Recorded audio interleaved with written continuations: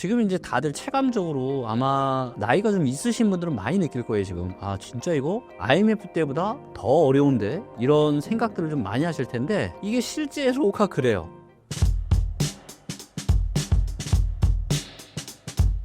안녕하세요. 반갑습니다. 부동산 통합 플랫폼 리치고를 서비스하고 있는 리치고의 김계원입니다. 반갑습니다. 최근 한국 경제 상황이 극도로 어려운 상황인 것 같습니다. 어떻게 보고 계신가요? 네. 굉장히 어려운 상황인 것만이 틀림이 없는 것 같고요. 지금 여러 가지가 겹친 것 같아요. 일단은 내수가 굉장히 침체되어 있고, 그나마 좀 괜찮았던 수출이 좀 좋았는데, 수출도 이제 7월 달에 고점 찍고, 증가율이 지금 계속 감소를 하고 있어요. 근데 이러던 상황에 이제 트럼프까지 대통령이 되면서, 이거 내년에 관세 터지면 이거 어떡하나, 지금 큰일 났다, 이러고 있는 상황인데, 거기에 비상계엄 사태까지 터지면서 이게 뭐 그냥 엄청나게 지금 힘든 상황이라고 할 수가 있을 것 같습니다. 지금의 어려움을 만든 핵심 원인은 무엇인가요? 여러 가지 이유가 많이 좀 섞여 있는 것 같아요. 일단 너무 한쪽으로 좀 치우쳐져 있는 것 같고요. 특히 이제 전체 자산에서 거의 80%가 부동산이라고 하는 건 사실 이건 말이 안 되는 거잖아요. 근데 그렇게 부동산이 80%까지 있다 보니까 정부에서는 부양 정책을 안 할 수가 없는 거예요. 왜냐하면 국민들의 재산하고 직결이 되어 있다 보니까 부양 정책을 할 수밖에 없고, 이런 상황 하에서 어떤 2차 전지나 그다음에 반도체 관련해서 공장을 어디다 지었죠?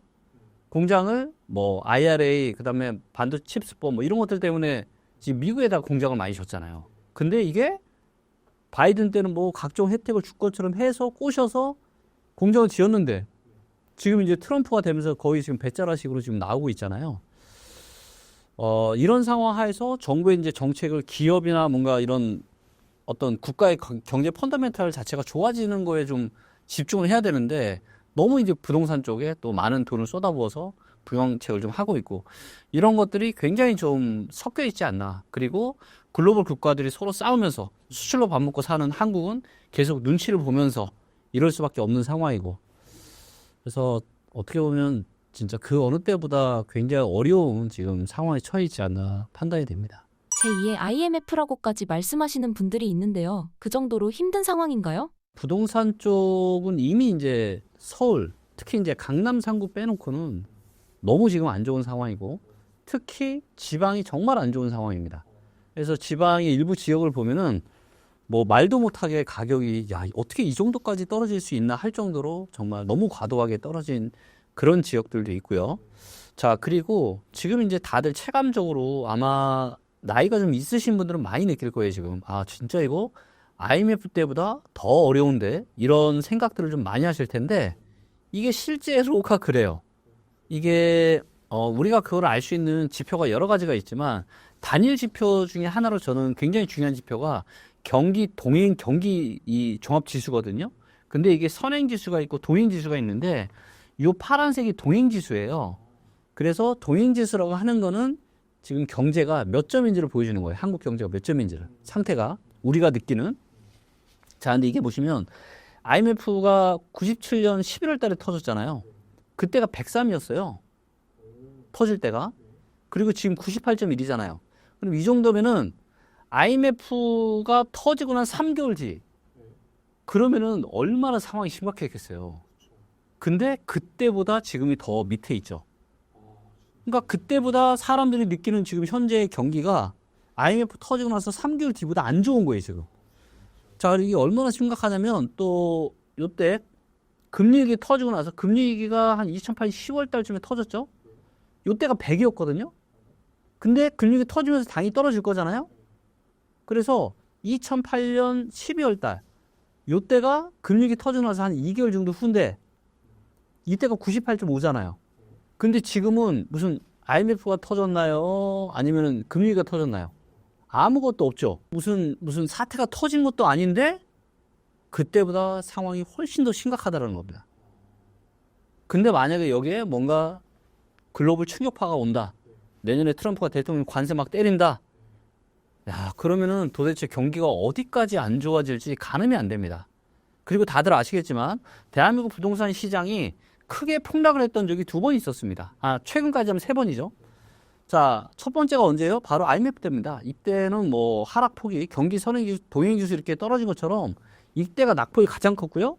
그 다음에 금융위기 때가 또 낙폭이 수도권을 포함해서 강남 상구 포함해서 낙폭이 이때 또 컸었고 최근엔 2022년 하반기에 또 한번 낙폭이 있었고 근데 아직은 없는데 혹시라도 내년에 지금 저는 내년 하반기가 굉장히 위험하다라고 좀 보고 있는데 뭔가 내년 하반기에 경제적인 충격파가 오게 된다라면은 아마 그 어느 때보다 아주 무서운 부동산 하락이 발생하지 않을까 그렇게 예상을 좀 하고 있습니다. 내년 한국 경제는 어떻게 전망하시나요? 여러 지표가 있습니다. 가장 중요한 게 미국의 기준금리예요. 미국의 기준금리. 자, 근데 미국이 기준금리를 9월 달에 0.5% 피컷 했잖아요. 자, 근데 이런 일은 지난 20년 동안 몇 번 있었냐? 요번 포함해서 딱 3번 했었습니다. 요번 빼고는 2번 있었어요. 2001년에 한 번 있었고요. 그 다음에 2007년에 또 9월 달에 그때 피컷 금리를 했습니다. 그리고 피컷 금리 인하를 하고 무슨 일이 있었죠? 네, 닷컴버블 터지고 금리 위기 터지고. 근데 이번에도 피컷 금리 인하를 했잖아요. 그리고 2007년 9월 달에 금리 인하하고 미국의 서프라임 사태가 언제 터졌죠? 바로 1년 정도 후에 터졌습니다. 그러면은 아마 내년이 하반기가 굉장히 지금 위험할 수 있다는 거죠. 일부 분들이 금리 인하 호재 아니냐 이렇게 생각하시는데 아니에요. 여러분들 제가 정확하게 말씀드리면요. 금리를 인하를 하는 시점에서는 굉장히 위험한 신호고요. 왜? 급격한 금리 인하를 할 수밖에 없을 만큼 경제 상황이 지금 안 좋은 겁니다. 그러니까 금리 인하를 한 거예요. 자, 그러면 금리가 인하가 된다라는 건 이자가 줄어드니까 사업하기에도 좋고 부동산 투자하기도 좋지 않냐 대출 끌어다가 예, 맞아요. 근데 이게 언제냐? 금리 인하를 다 해서 금리가 바닥 쳤을 때 그때는 투자에 호기가 맞습니다. 근데 금리 인하를 시작하는 초창기는 매우 위험한 신호예요. 잘못 알고 계십니다. 많은 분들이. 언제랑 똑같아요? 닷컴 버블 터지기 전, 금리기 터지기 전과 너무 똑같다는 거죠. 자, 닷컴 버블 터지기 전에 무슨 일이 있었어요? 닷컴 버블이 있었잖아요. 다들 뭐에 미쳐 있었어요? 기술주에 완전 미쳐 있었죠. 그렇죠? 근데 어떻게 됐어요? 닷컴 버블 붕괴됐죠? 자, 2007년 기억나? 저는 똑똑하게 기억합니다. 제가. 네, 왜? 그때 중국 펀드를요 줄 서서 가입했습니다. 그러니까 지금은 다 주식하고 미국 주식하고 코인에 미쳐 있죠. 근데 그때는요 뭐에 미쳐 있었냐면 다들 서울의 부동산과 중국 펀드에 완전 미쳐 있었어요. 근데 지금도 똑같아요. 보세요. 지금도 많은 사람들이 미국 주식, 코인, 서울의 뭐 강남 상구 부동산에 미쳐 있죠. 지금과 똑같습니다. 그래서 이렇게 자산 시장에 거품이 잔뜩 껴 있는데 비컷 금리를 인하를 한다? 이거는 저는 뭐라고 보느냐? 아, 강력한 경기 침체가 오고 있다라는 신호다라고 저는 생각을 하고 있어요. 네. 그래서 모든 투자의 대가들이 이야기를 하잖아요. 모두가 환호하고 모두가 행복해할 때, 내 주변에 그걸로 돈 번 사람이 많을 때, 그때가 바로 빠져나올 때고, 내 주변에 돈 잃은 사람밖에 없을 때, 그때가 서서히 들어갈 때다. 모든 투자의 대가들이 이야기하잖아요. 근데 왜 이거를 놓치고 계실까요? 자, 내 주변에 미국 주식 투자로 돈 번 사람이 많다. 그 얘기는 무슨 얘기예요? 지금 들어가면은 호구될 가능성이 아주 많은 거죠. 우리는 이 상황에서 살아남기 위해 어떻게 대처해야 할까요? 첫째, 대출 줄이고, 씀씀이 줄여서 생활비 확 줄이고, 저축액 늘리고, 그 다음에 내 자산의 상당 부분은 달러를 사야 됩니다. 달러. 그리고 금도 좀 사시면 좋을 것 같아요. 어떤 분들은 이제 금 대신 비트코인도 사시는데, 저는 이제 비트코인은 제 인생에 살 일이 없기 때문에, 저는 제가 통제력과 영향력을 잃는 거를 별로 좋아하지 않습니다. 근데 비트코인은 전혀 그런 게 없잖아요. 네, 그래서 금을 사시고, 혹시 코인 좋아하시는 분들은 그냥 코인 사시면 되고, 근데 달러의 비중 훨씬 더 많이 가져서 가셨으면 좋겠어요. 그래서 뭐 달러를 한 70에서 80% 가져가고, 나머지 한 20, 30% 정도만 금을 좀 갖고 계시는 이런 전략이 지금과 같은 시기에는 좀 나의 전체적인 자산을 좀 지켜줄 수 있는 좋은 방법이 아닐까 그렇게 생각합니다. 어렵죠. 네, 근데 어려운 걸 해야 내 자산을 지킬 수 있지 않겠습니까? 제가 뭐 주식 전문가는 아니지만 저는 그렇게 생각해요. 탐욕에 매도하고 공포에 매수해라 이런 이야기들이 있잖아요. 근데 한국 주식시장은 본질적으로 봤을 때 퍼나 PBR로 봤을 때 지금 굉장히 저평가된 상태라고 할 수가 있어요. 예, 그렇기 때문에 이제는 저는 한국 주식은 무릎 밑이다라고 생각합니다. 미국 주식은 어깨 위에 있다. 예, 그래서 미국 주식은 상당히 위험할 수 있고 한국 주식은 오히려 저평가되어 있는데 문제는 미국이 휘청하면은 한국은 더 휘청할 거라는 거죠. 거기에 트럼프가 지금 대통령이 되면서 한국 수출 기업들이 완전히 큰일 나게 생겼습니다. 그러니까 이렇게 저평가됐겠죠. 그래서 지금 한국 주식을 사는 거는 좀 아니다라고 저는 판단하고 있지만 하지만 그럼에도 불구하고 매우 저평가되었기 때문에 머지않은 시기에 저는 뭐 1년이나 뭐 1년 반 안에 그런 좋은 기회가 올 것 같은데 정말 이제는 한국 주식을 싸게 줍줍할 수 있는 정말로 좋은 기회가 오지 않을까라고 판단을 좀 하고 있습니다. 그래서 이게 항상 사이클이라는 게 반복되잖아요. 어떨 때는 중국 주식이 좋았다가 언제는 미국 주식이 좋았다가 또 언제는 한국 주식이 좋았다가 언제는 또 달러가 좋았다가 언제는 또 금이 좋았다가 그래서 사실 제일 좀 좋은 거는 이걸 전체적으로 이 자산 배분을 할 수 있는 이런 지금 서비스들이 많잖아요. 그래서 자산 배분을 통해서 내 자산을 불려줄 수 있는 이런 뭐 프리즘 같은 그런 서비스들도 있는데 이런 것들을 좀 활용을 하시는 게 제일 좋고 나는 좀 내가 직접 해보고 싶다 하시는 분들은 뭐 좀 더 적극적으로 해보실 수도 있겠죠. 네. 트럼프 당선이 한국 경제에 어떤 영향을 미치게 될까요? 트럼프 같은 경우는 지금 자기네들 바로 옆에 있는 캐나다, 멕시코 여기도 지금 관세 때리고 있잖아요. 관세 때리겠다. 그러니까 어떤 일이 벌어졌죠? 캐나다에서 바로 그냥 날아가서 트럼프한테 지금 비비고 지금 이러고 있잖아요. 일본도 보세요. 일본도 지금 비비고 또 얼마 전에 저기 손정이 또 그쵸? 소프트뱅크 달려가서 또 1,000억 달러인가?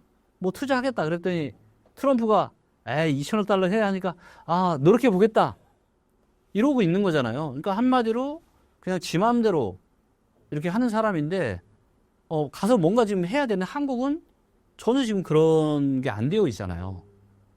그런 게 안 되어 있어요. 그래서 제가 보기에는 트럼프가 한국을 지 마음대로 쥐고 막 쥐락펴락 하려고 아마 이런 정책들을 펼쳐내게 될 거고 그러면 관세가 높아지면은 한국이 예를 들면 내가 10,000원에 팔았던 물건을 관세가 높아지면 미국에 10,000원이 아니라 12,000원, 13,000원 파는 거예요. 그러면 수출이 외국인들 입장에서는 물건을 사겠어요, 안 사겠어요? 못 사죠. 물건 값이 비싸지니까 안 사겠지. 그럼 한국 기업은 어떻게 되겠어요? 힘들어지겠죠. 거기에다가 아까 제가 또 말씀드렸지만 미국에다 지금 2차 전지 공장이나 반도체 공장 지어놨는데 이것 때문에 얼마나 많은 돈을 쏟아부었는데 트럼프가 지금 배째라고 지금 하려고 그러잖아요, 지금. 그럼 어떻게 되는 거예요, 한국 기업들은? 완전히 뭐 세대스 뭐 이런 말 있잖아요. 이렇게 될 수 있는 거죠. 너무너무 지금 위험한 상황인데 이럴 때일수록 빨리 이제 트럼프랑 뭔가 사바사바 해서 좀 뭔가 이걸 좀 풀어야 되는데 지금 또 한국이 그럴 수 있는 내부 상황이 아니잖아요.